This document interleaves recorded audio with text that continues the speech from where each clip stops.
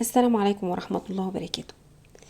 كتير مننا بيصلي ويمكن كلنا كمان بنصلي، بس يا ترى فاكرين البركات او عارفين ايه هي البركات اللي ربنا مخبيها جوانا في كل سجدة وفي كل ركعة؟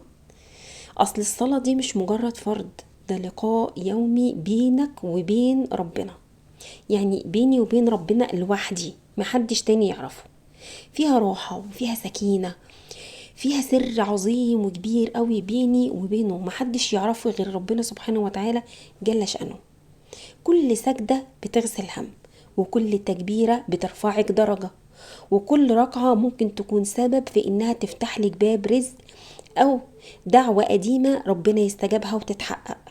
في بركات احنا كتير نسينها، لكن ربنا سبحانه وتعالى مش هينساها. ارجعي للصلاة بقلبك مش بجسمك، يعني حاولي على قد ما تقدري تكوني عندك حضور ويكون عندك تركيز. صلي بمشاعرك، صلي بحواسك، وساعتها هتشوفي قد ايه البركة بتدخل حياتك، وهتغير كل حاجة، كل تفصيلة في حياتك هتكون فيها بركة. احنا كتير وساعات بنصلي كده كأنها عادة، يعني بسرعة بنصلي كده بسرعة ونقوم.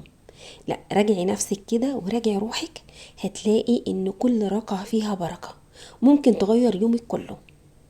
اصل الصلاة مش عمل مطلوب مننا بنخلصه عشان نخلص منه، لا، لحظة من ربنا بيناديكي فيها علشان يطمن روحك، وعشان يرجعك عن اي شيء سيء كان ممكن تعمليه. رجعي قلبك للصلاة وشوفي البركات اللي كنتي نسياها في حياتك، هتلمسيها وتعيشيها في كل تفاصيل يومك. دمتم في سلام وأمان وراحة بال، والسلام عليكم ورحمة الله وبركاته.